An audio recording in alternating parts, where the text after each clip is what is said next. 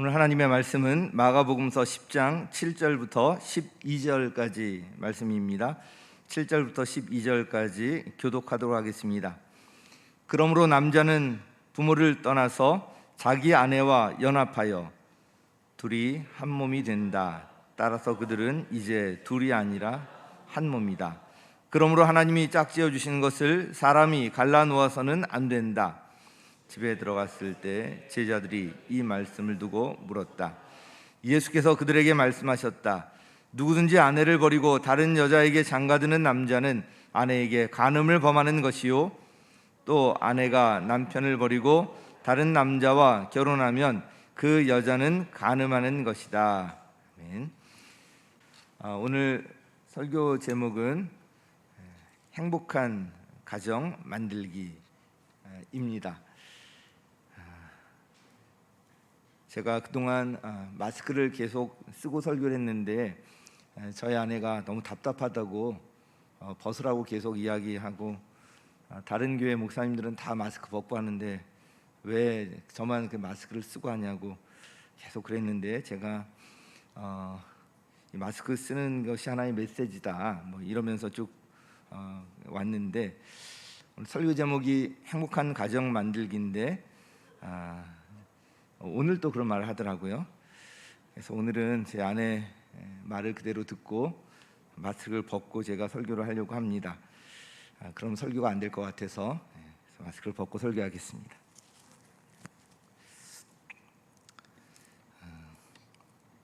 오늘 다시 이 마가복음서로 돌아와서 설교를 합니다. 지난 주일부터 수요일까지 행복한 신앙생활이라는 주제로 부흥회가 열렸었는데요. 둘째 날 설교 제목이 행복한 가정이었습니다. 강사 목사님은 아주 진솔하게 자신을 오픈하시고요, 직접 경험한 것을 기초로 어떻게 행복한 가정을 이루게 되었는지 이어간해서 실제적인 그런 말씀을 해주셔서 도움이 많이 되었습니다. 그 초점은 부부에 관한 것이었습니다. 여러분 혹시 부부의 날이 있다는 것 아세요? 부부의 날이 언제죠? 5월 21일. 가정의 달인 5월에 부부의 날이 있는 것은 알겠는데 왜 하필 21일이죠? 네, 너무 잘하세요. 둘이 하나가 된다 해서 21일입니다. 21일 둘이 하나 된다, 이 성경적인 그런 원리를 담고 있는데요. 실제로 이 부부의 날은 한 목사님이 그 청원을 올려서 그것을 계기로 해서 정해졌다고 합니다. 5월 마지막 주일을 맞이해서 행복한 가정을 주제로 말씀을 드리려고 합니다.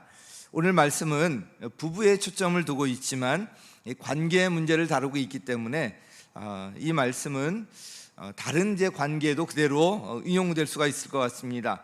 부모와 자녀의 관계라든지 직장 동료 간의 관계라든지 이웃과의 관계, 또 친구와의 관계 등 모든 관계에 응용될 수 있을 것 같습니다. 목장도 마찬가지고 각 부서도 마찬가지입니다. 지난번에 오늘 본문을 기초로 설교했었는데 그때 설교의 초점은 결혼한 부부가 이혼하면 안 된다는 것이었습니다. 그래서 그때 이런 말씀을 드렸습니다.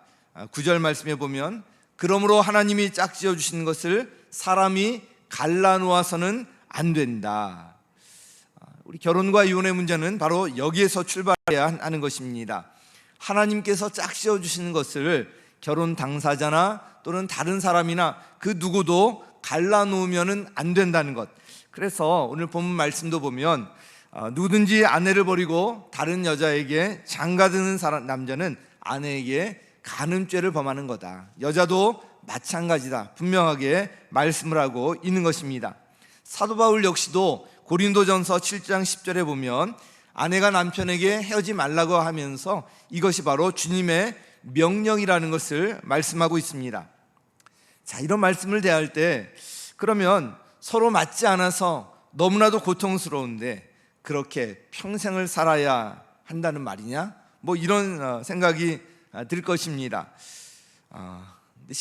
그렇게 우리 살아온 부모 세대 또 그 이전의 세대 그렇게 살아오기도 했습니다.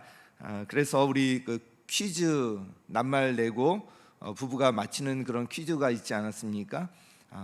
그걸 제가 직접 보았었는데 그 할아버지가 이제 문제를 내고 할머니가 이제 맞추는 거였는데 정답은 천생연분이었습니다. 그래서 당신과 나 무슨 관계지? 그러니까 그 할머니가 대답하시기를 왼수. 그래서 그러는 거예요.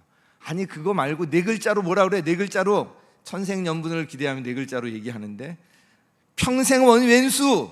이제 할머니가 그렇게 이제 대답했던 그게 아주 인상에 이제 남아 있는데요. 그렇게도 한 평생을 사는 분들이 계셨습니다. 그런데 오늘 이 성경에서 말씀하는 것은 그런 뜻이 아닙니다.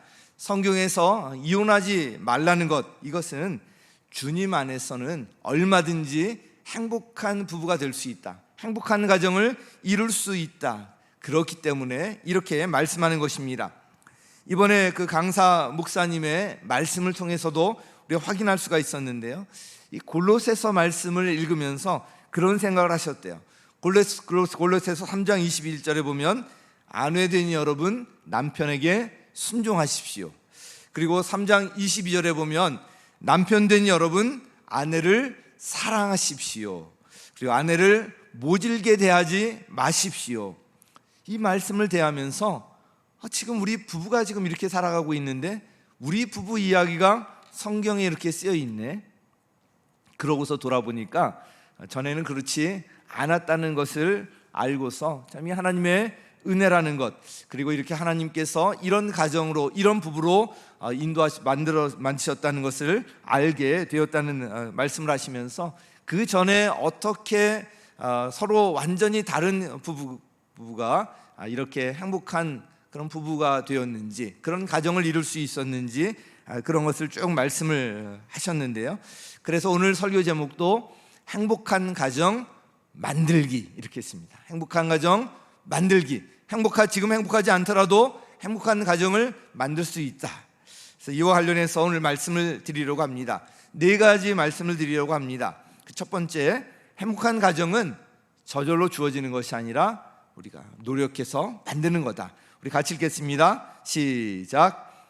행복한 가정은 저절로 주어지는 것이 아니라 노력해서 만드는 것이다. 자, 우리가 먼저 기억할 것이 바로 이것입니다.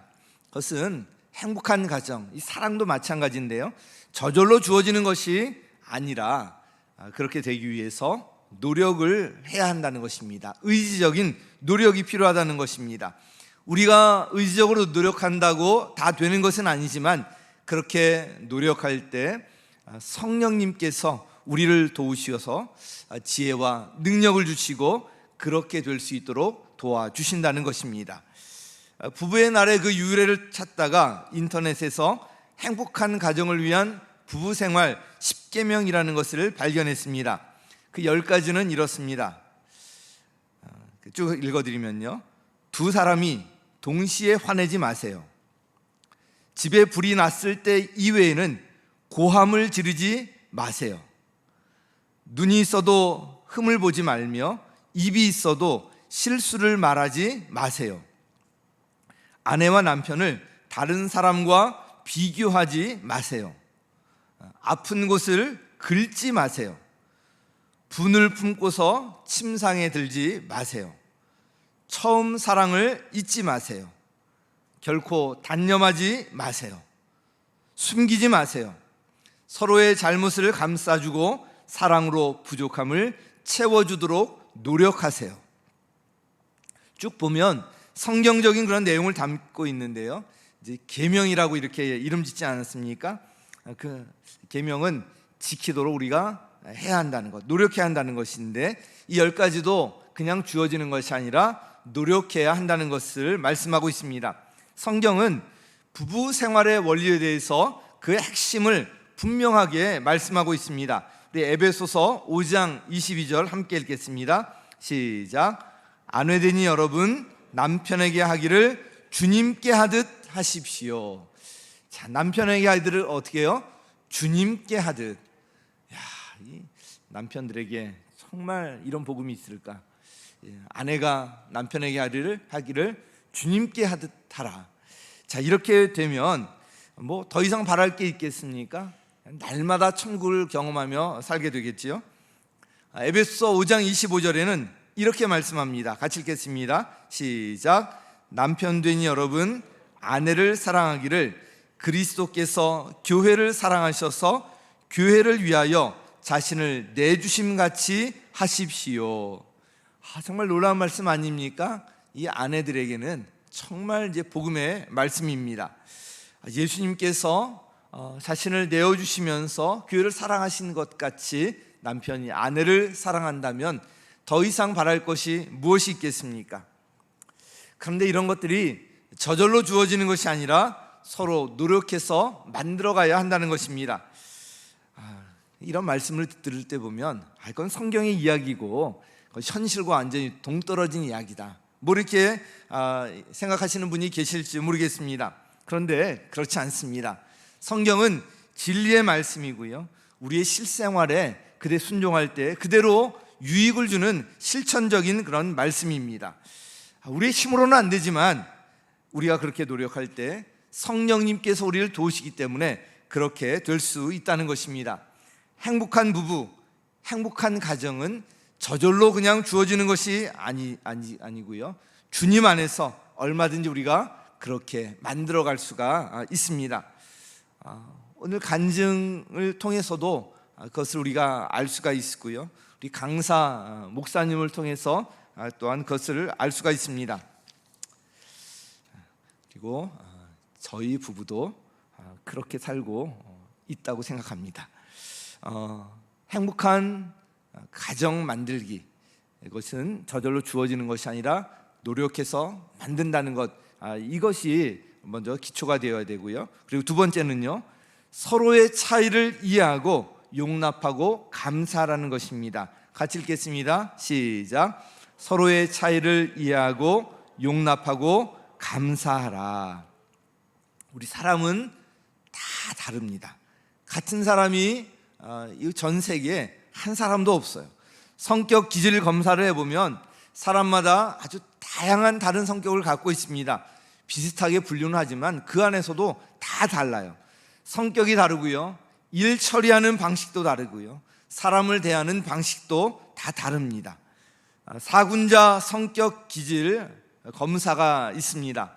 사군자, 매난국죽, 이것을 이미지화해서요, 각 사람의 성격을 이렇게 분류하고 그 성격의 특성을 알아보고 보완할 것이 무엇인지 알아보는 것이 사군자 성격 기질 검사인데요, 이번에 그 목자연합 수련회 때 이 특강 시간이 있습니다. 감사하게도 이번에 참여하신 분들은 전문가를 통해서 듣는 시간이 있을 텐데요, 저도 전문가를 통해서 그때 들을 때 그 강사님이 가장 강조했던 것이 바로 이런 것이었습니다. 사람마다 성격 기질이 다 다른데 그것에는 우열이 없다는 거예요. 어떤 게 더 낫고 어떤 게 더 못하고 이런 게 없다는 것입니다. 그냥 서로 다를 뿐이라는 그런 이야기를 하시면서 검사 그 테스트할 때 자기가 바라는 거 하지 말고 있는 그대로 하라고, 그걸 이제 계속 이제 강조를 하셨거든요. 이렇게 서로 다른 것, 이걸 우리가 어떻게 해야 합니까? 나와 같은 기질로 상대방을 개조시킬 수가 있겠습니까? 안 되겠죠. 뭐 그렇게 할 수가 없습니다.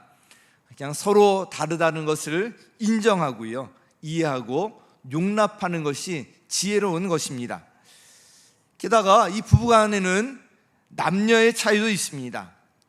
오늘 6절 말씀을 보면 하나님께서 창조 때부터 남자와 여자로 만드셨다 말씀하고 있거든요.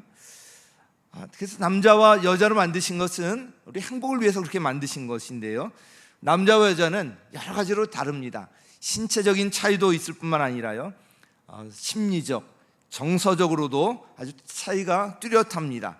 예를 하나 들면 대부분의 남자는 다 그렇다는 건 아니지만 어떤 문제 상황을 만날 때 혼자만의 공간이 필요합니다. 좀 혼자 생각하고 정리하고 좀 결정할 수 있는 그런 이제 시간과 공간 따로 떨어진 그런 곳이 필요합니다.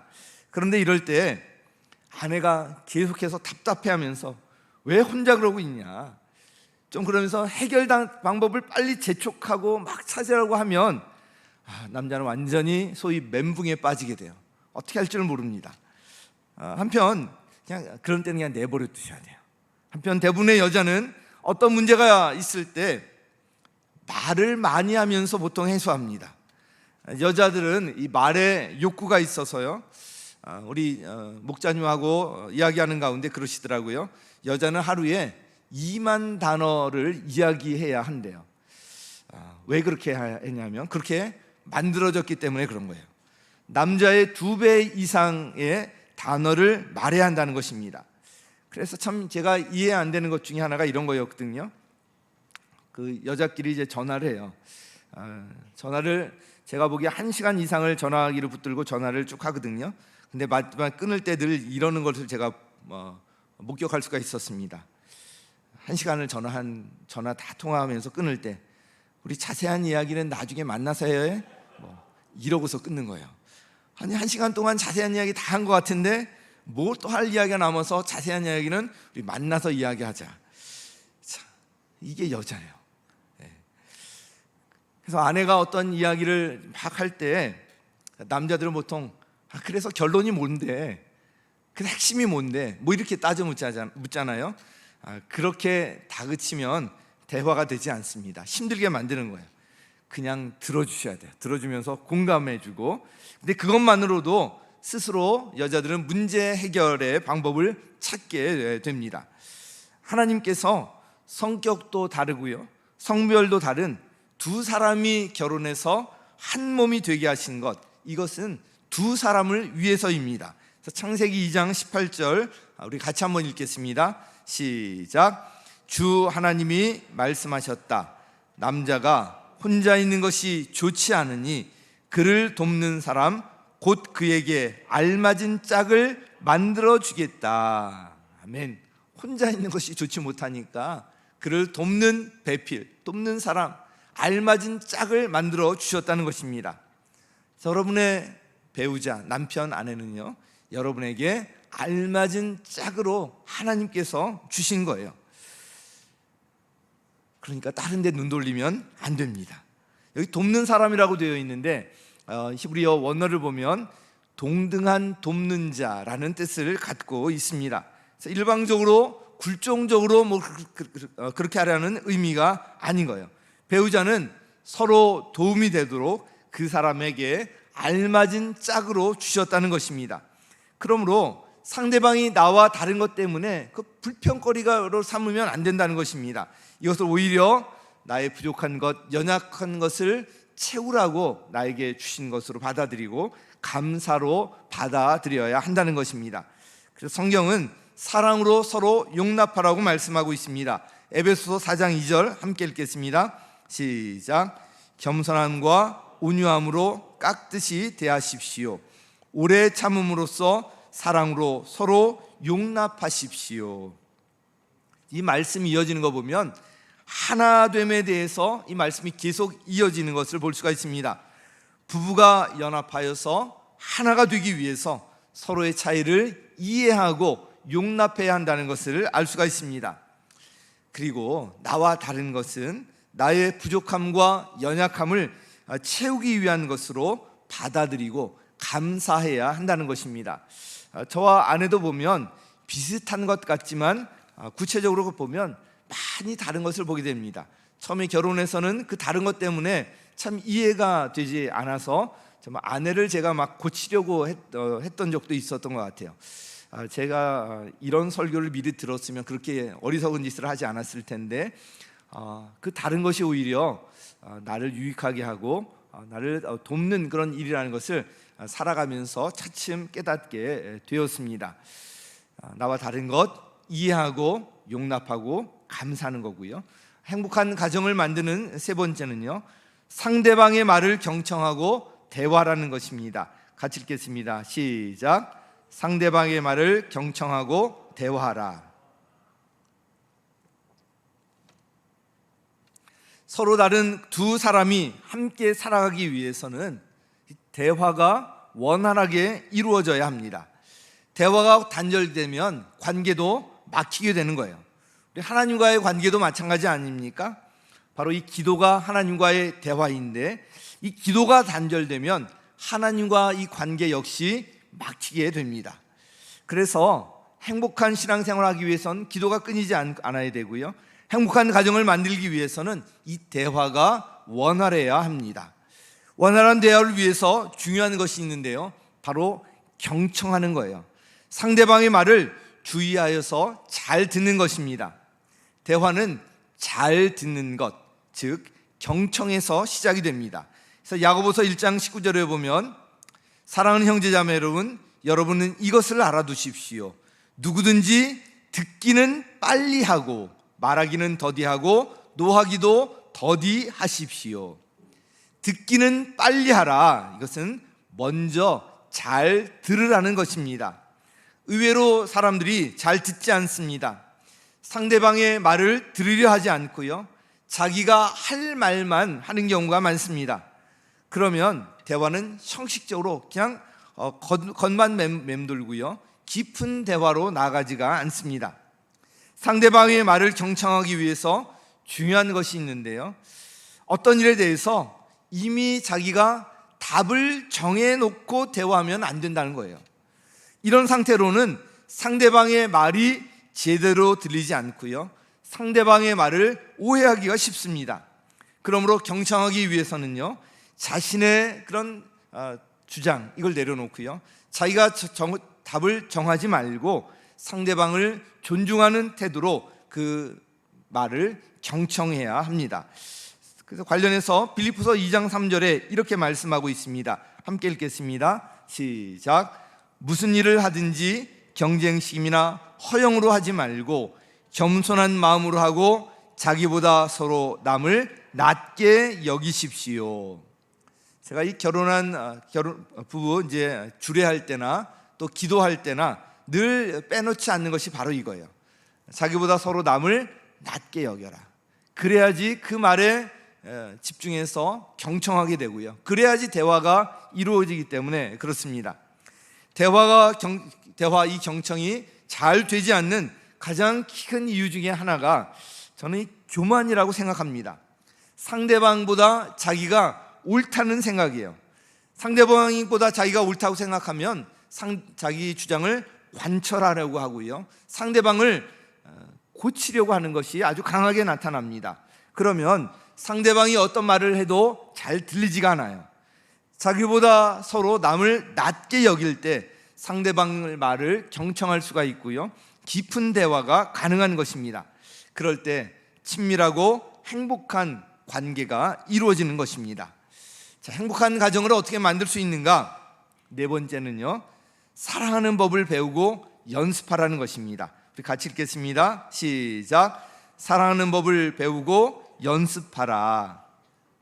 성경에서 사랑에 대해서 정의하는 말씀이 고린도전서 13장에 잘 나와 있잖아요. 그래서 고린도전서 13장을 우리가 사랑장이라고도 이야기합니다. 이 말씀을 하나하나 잘 적용해 나갈 때, 그리고 이 말씀을 붙들고 노력할 때 정말 참 사랑이 어떤 것인지 알고 그 주님의 사랑을 조금이라도 우리가 깨달을 수가 있는데요, 고린도전서 13장 4절에 보면 이렇게 시작하고 있습니다. 자, 같이 한번 읽죠. 시작. 사랑은 오래 참고 친절합니다. 사랑은 오래 참고 친절합니다. 제가 지난번에도 한 말씀을 드렸는데요, 저는 이 사랑에 관해서 지식적으로 잘 알고 있고요, 설교도 여러 번 했고 이 말씀대로 제가 잘 하고 있다고 생각을 했었습니다. 그런데 요즘 그렇지 않다는 것을 깨닫고 있어요. 그리고 이 말씀을 붙들고 그렇게 살아가기 위해서 몸부림치고 있습니다. 지난번에도 말씀드렸듯이 두 손자를 보면서 그렇게 되었습니다. 잠시 동안 보는 것이지만 저에게는 사랑을 훈련하는 그런 시간이 되고 있습니다. 고린도전서 13장 말씀 하나하나가 저에게 새롭게 다가오고 있는데요. 우리 5절 말씀도 같이 한번 읽어보죠. 시작. 사랑은 무례하지 않으며 자기의 이익을 구하지 않으며 성을 내지 않으며 원한을 품지 않습니다. 이 말씀 하나하나가 새롭게 다가오는 거예요. 혹시 내가 이 손자들한테 무례하게 하고 있지는 않은가? 손자들에게 소리치면서 성을 내고 있지는 않은가? 내가 친절하게 이 아이들에게 대하고 있는가? 그러면서 새벽마다 와서 회개 기도가 이제 나오더라고요. 이제 그러면서 요즘 많이 달라졌어요. 제가 소리 더 이상 안 지르고요. 그리고 굉장히 친절하게 하려고 하는 것으로 변하고 있어요. 우리 그 둘째 승현이가 우리 이 설교도 같이 듣고 있어서 민망하지만 그런 이야기를 하는 거예요. 아빠가 이렇게 소리 지르는 것 자기가 처음 봤다고. 뭐 이런 그렇게 이제 살았는데 지금 많이 이제 달라지게 되어서 얼마나 감사한지 알 수가 없습니다. 처음부터 그냥 사랑하는 것 같이 생각을 하고 있었지만 사랑은 저 배우고 연습하고 훈련하는 것이 참 필요하구나, 이런 것을 깨닫고 있습니다. 고린도전서 13장에는 무엇이 사랑인지, 어떻게 사랑하는 것인지 아주 잘 나와 있습니다. 근데 이 말씀에 나오는 사랑이 추상적인 것이 아닙니다. 우리 실천적인 것들입니다. 우리 삶 속에서 구체적으로 배워나갈 수 있는 것들이에요. 요즘 새삼 깨닫는 것이 있습니다. 바로 이 사랑에는 훈련이 필요하구나, 계속 반복해서 연습해야 하는 것이구나. 우리 가정에서 그렇게 할 뿐만 아니라 우리 목장에서 또 이를 훈련하고 있지 않습니까? 우리 목장이 바로 사랑을 훈련하고 연습하는 곳입니다. 이 사랑을 목장에서 연습하고 훈련하고 배워서 세상에 흘려보내는 것, 이것이 바로 우리 교회의 모습이고 또한 그렇게 되어야 합니다. 이와 관련해서 우리가 알아야 할 것이 있는데요, 사람마다 사랑을 받는다고 느끼는 그 방법이 다 다르다는 거예요. 이거 5가지로 분류한 5가지 사랑의 언어라는 그런 책이 있는데요, 이것을 사랑을 느끼는 방식을 사랑의 언어라고 이야기합니다. 제가 목회를 하고 있기 때문에 부부 상담의 기회가 종종 있습니다. 상담을 하다 보면 정말 그 부부 한 사람 한 사람을 보면 너무 괜찮아요. 그리고 이 가정에 정말 충실하려고 하고요, 행복한 그런 가정을 이루기 위해서 노력도 해요. 그런데 행복하지 않대요. 사랑을 받고 있다는 느낌이 들지 않는데요. 왜 그런가 보니까 자신의 사랑의 언어가 채워지지 않기 때문에 그래요. 사람들을 보면요, 자기 사랑의 방식을 가지고 상대방을 사랑하는데, 그런데 사랑의 언어가 다 다르거든요. 상대방은 이 사랑의 언어로 표현해줘야 사랑이 채워지는데 자기 방식대로 하다 보니까 안 되는 거예요. 어떤 사람은 피부 접촉, 이 스킨십을 할 때 가장 사랑을 받는다고 느낍니다. 어떤 사람은 선물을 받을 때 가장 사랑을 받는다고 느껴요. 어떤 사람은 인정하는 말이나 칭찬하는 말, 이런 걸 통해서 가장 사랑을 받는다고 느낍니다. 어떤 사람은 어떤 일을 도와줄 때 사랑받는다고 그렇게 느껴요. 어떤 사람은 함께 시간을 보내고 함께 있어줄 때 가장 사랑을 받는다고 느낍니다. 이것을, 이 5가지를 바로 5가지 사랑의 언어라고 이제 하는데요, 이 5가지를 누구나 조금씩은 다 가지고 있습니다. 그런데 그 사람이 가장 두드러지게 느끼는 사랑의 언어는 사람마다 다 다르다는 것입니다. 그래서 아무리 다른 방법으로 사랑을 해도 자신의 사랑의 언어가 채워지지 않으면 사랑받는다고 생각하지 않아요. 그래서 불행하다고 생각하는 거예요. 함께 있는 것이 사랑의 언어인 그 아내에게 남편이 선물을 열심히 해요. 선물을 그렇게 많이 하는데도 아내가 행복하지 않는다고 이해를 못하겠다는 거예요. 그래서 아내의 그 사랑의 언어는 선물 받는 것이 아니라 함께 시간을 보내주고 함께 있어주는 것인데, 이건 하지 않으면서 그냥 선물만 사주면서 자기는 사랑하고 있다 이렇게 생각하고 있는 거예요. 인정하는 말이 남편의 사랑의 언어인데 아내가 정말 밥도 잘해주고 반찬도 잘해주고 그 애를 쓰는데 남편에게 인정하는 말을 하지 않아요. 남편은 그냥 아내에게 무시받는다고 생각이 되니까 인정하는 말이 채워지지 않으니까 사랑을 받는다고 생각하지 않는 거예요. 그러니까 아내가 아무리 다른 것으로 잘해줘도 행복하지 않다고 얘기하는 거예요. 자기 아내가 자기를 사랑하지 않는다고 생각하는 것입니다. 그래서 우리 상대방의 언어, 사랑의 언어가 무엇인지 알고 그 사랑의 언어로 사랑하는 것, 그것이 굉장히 지혜롭고 아주 중요한 것입니다. 이것은 비단 부부간의 관계뿐만 아니라 부모와 자식 간에, 목장 식구 서로 간에도 마찬가지입니다.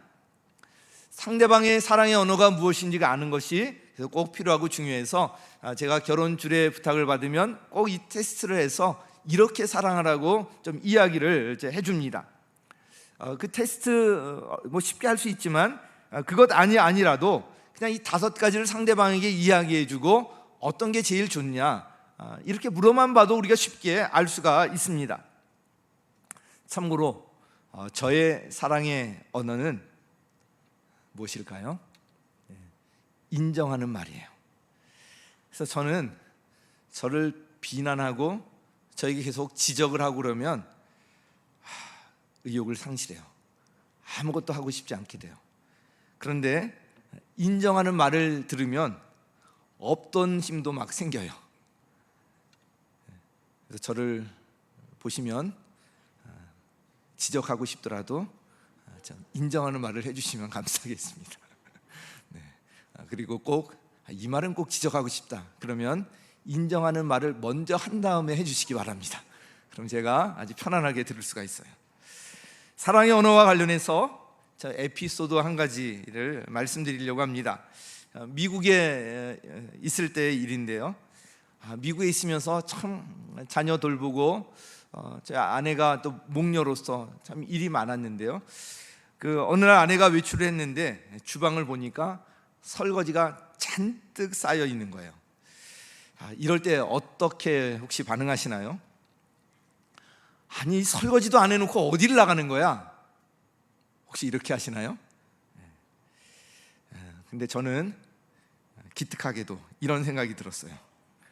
아내가 많이 피곤한가 보네. 그러면서 아내를 위해서 좀 깜짝 이벤트를 생각하게 되었습니다. 깜짝 이벤트라는 말을 통해서 아시듯이 제가 늘 그러는 게 아니에요. 근데 그날은 제가 아내가 돌아오기 전까지 이 쌓여있는 그릇들을 좀 깨끗이 닦고요. 그리고 아주 깨끗하게 정리했고요. 그 싱크대 위도 아주 깨끗이 다 닦아놨어요. 아주 깨끗하게 정리해놔서 보면 바로 이제 눈에 띌 수 있도록 그렇게 했습니다. 그래서 아내가 돌아오기를 기다렸습니다. 쌓여있던 설거지가 깨끗이 되어 있는 모습을 보면 아내가 굉장히 기뻐할 것이다 생각이 되었고요. 그래서 그걸 생각만 해도 저도 막 기뻤어요. 드디어 아내가 이제 돌아왔습니다. 그 현관문을 열면 바로 이 주방이 있었기 때문에요. 아내가 얼마나 기뻐할까 이것을 생각하면서 기대하면서 지켜보았어요. 근데 아내가 주방을 한번 쓱 보더니 그대로 그냥 지나치는 거였습니다. 저는 약간 당황해가지고 저기 아까 그 그릇이 잔뜩 쌓여 있었는데 내가 다 설거지 깨끗이 했어. 이거 봐, 이거 깨끗이 했어. 그랬더니 저희 아내가 그러는 거예요. 그래 봤어. 아무렇지도 않게 그래 고마워. 그냥 아무렇지도 않게 이제 이렇게 해서 저는 사실 좀 당황스러웠고요. 좀 실망하는 마음도 막 들더라고요. 뭔가 감동을 하고 이제 그런 걸 기대를 했었는데 아무렇지도 않게. 그래서 이게 그냥 아무렇지도 않게 내가 당연히 해야 되는 일인가 이렇게 살짝 생각도 하면서 실망하는 마음도 들었는데요. 이 일을 통해서 제가 한 가지 깨달은 게 있었습니다. 제가 유심히 이렇게 보니까 아내의 사랑의 언어는 뭔가 일을 도와주는 거고, 그 함께 있는 시간, 이것이 보내는 것, 이것이 아내의 사랑의 언어인데요. 보니까 아내가 보는 앞에서 함께 하는 것을 좋아했습니다. 그걸 알게 되었어요. 그래서 설거지도 어떨 때 좋아하냐면 같이 할 때 좋아해요. 제가 막 닦으면 옆에서 헹구고, 아니면 반대로 하거나 같이 할 때 굉장히 기뻐하는 것을 발견했고요. 청소도 함께 할 때 아주 기뻐하는 것을 알게 되었습니다. 아내의 사랑의 언어가 일을 도와주는 것, 또 함께 시간을 보내는 것, 이것이 바로 함께 이렇게 일을 도와줄 때 같이 되잖아요. 그래서 이것이 바로 아내의 사랑의 언어라는 것을 좀 더 구체적으로 알게 되었습니다. 사람마다 사랑의 언어, 즉 사랑을 느끼는 방법이 다 이렇게 다릅니다. 5가지 사랑의 언어를 공부하면서 이런 생각이 또 들었습니다. 그러면 하나님의 사랑의 언어는 무엇일까? 하나님의 사랑의 언어로 하나님께 사랑을 표현하는 것, 이것이 지혜로운 것 아니겠습니까? 그래서 하나님의 사랑의 언어가 무엇일까 한번 생각을 해보았어요. 하나님은 사람과 달리 사랑 그 자체이시지만, 하나님께서도 뭔가 기뻐하시는 것이 있으면 우리가 그것으로 표현하는 것, 이것이 또 지혜로운 것 아니겠습니까? 그러면서 하나님께서는 모든 사람이 구원받는 것, 이것이 소원이시고, 또 생명을 살리는 일, 이것에 힘쓰는 것, 이것이 바로 하나님의 사랑의 언어가 채워지고 하나님이 기뻐하시는 일이겠다, 이런 제 생각이 들으면서요, 참 감사한 생각이 들었습니다. 바로 우리 교회가 지금 여기에 집중하고 있지 않습니까? 그런 우리 교회를 얼마나 기뻐하실까, 하나님께서 우리 교회를, 우리 강복장을 얼마나 기뻐하실까, 이런 생각이 들었습니다. 한 가지만 더 말씀드리고 설교를 마치겠습니다. 강사 목사님께서 행복한 가정을 이루기 위해서 노력하고 변화되었던 10가지를 언급하셨는데, 다음과 같은 것이었습니다. 그 첫 번째가 아내를 때리지 않기로 결심했다. 이게 그 목사님 막 폭행했다는 이야기가 아니라 한번 막 그래서 뺨을 한번 때리셨대요. 있어서는 안 되는 일이지만 하여튼 그런 일이 있었대요. 제가 굉장히 놀랐었는데, 이런 일이 있었다는 것도 놀라웠지만 이런 일을 또 오픈하고 이렇게 하셨다는 것, 이 가정교회 목사님이기 때문에 이런 게 가능하다는 생각이 들었는데, 어떻든 이것이 첫 번째였고요. 또한 이어서 아내를 지적하거나 비난하지 않기로 결심했다. 아내에게 파괴적인 말, 부정적인 말을 하지 않기로 결심했다. 아내의 강점을 살려주기로 마음먹었다. 아내의 동의 없이 내 마음대로 돈 쓰지 않기로 약속했다. 아내가 심한 말을 할 때 그것이 본심이 아니라는 것을 깨닫게 되었다. 받아들이게 되었다. 먹고 싶거나 하고 싶은 것이 있으면 아내에게 적극적으로 표현하게 되었다. 아내에게 감정을 진솔하게 표현하기로 마음먹었다. 요구사항이 있을 때는 그 사항에 대해서 충분히 설명하고 기도할 시간을 아내에게 충분히 주고 아내가 결정하는 대로 따르기로 했다. 아내가 하는 일을 적극적으로 돕기로 마음먹었다. 이 10가지를 보면요, 상대방에게 어떤 것을 표현하고 요구하기 전에 먼저 목사님께서 남편으로서 고치기 위해서 노력했던 것들이 앞에 쭉 기록되는 것을 볼 수가 있습니다. 상대방이 변화하기를 기다리는 것, 그거보다 내가 먼저 변화하려고 노력하는 것, 이것이 우선이고요. 그럴 때 상대방도 같이 변화하게 된다는 것을 이 목사님의 예를 통해서도 알 수가 있었습니다. 행복한 가정, 또 행복한 부부가 되려면 어떻게 해야 되는가? 행복한 가정 만들기라는 제목으로 4가지 말씀을 드렸습니다. 그 첫 번째는요, 행복한 가정은 저절로 주어지는 것이 아니라 노력해서 만드는 것입니다. 둘째, 서로의 차이를 이해하고 다른 것을 용납하고 그것을 감사하라는 것입니다. 세 번째로요, 상대방의 말을 경청하고 대화하는 것입니다. 그러려면 상대방을 자기보다 낮게 여겨야 합니다. 더 낮게. 네 번째로 사랑하는 법을 배우고 연습하라는 것입니다. 그래서 5가지 사랑의 언어를 통해서 상대방의 사랑의 언어를 알고 그것으로 표현해 주는 것, 그것을 사랑하는 것이 지혜로운 것이라고 말씀드렸습니다. 사랑하는 성도 여러분, 오늘 말씀을 기억하시고 행복한 부부, 행복한 가정을 이루시기를 예수님의 이름으로 간절히 축원합니다. 우리 공동체, 우리 각 목장이 또 우리 교회 각 부서가 좀 이런 아름다운 공동체가 되었으면 좋겠어요. 우리가 얼마든지 그렇게 만들 수 있다는 것을 꼭 기억하시기 바랍니다.